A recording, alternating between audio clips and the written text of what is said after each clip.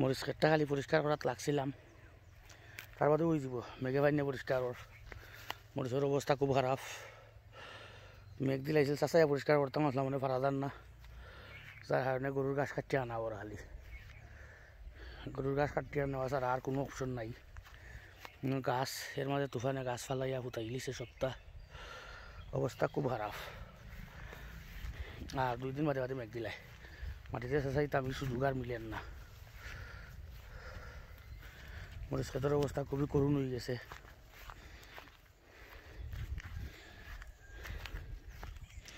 সবাই কিছু পরিষ্কার শুরু হয়েছে, 2 দিন ধরে আর এই 4-5 দিন পরিষ্কার করতে কারণে গাছ কাটিয়ে নেওয়া লাগে, গরুর লাগে কাটি কাটি নেওয়া আবার। সে মানুষ লাগাই দিব কিছু অন্যজন নেওয়া লাগে, সুযোগ দিলাই মু খালি বনাইলে তো এই গাছ এই যে পরিমাণ গাছ এগুলা সহজে শেষ হইতো নাই। ওকে দ্বারা পাওয়া হলে যাতে একটু বালা হয় গাছগুলা। এই গাছ কাটার বাদে সার দিলে আবার মরিচ আসব, গাছও মরিচ হওয়ার সময় হয়ে গেছে। তো গাছ তো দেখা যান না, খালি গাছ দেখা যায়। পরিষ্কার করলে ইনশাল্লাহ আবার দেখা যাইব। আসসালামু আলাইকুম।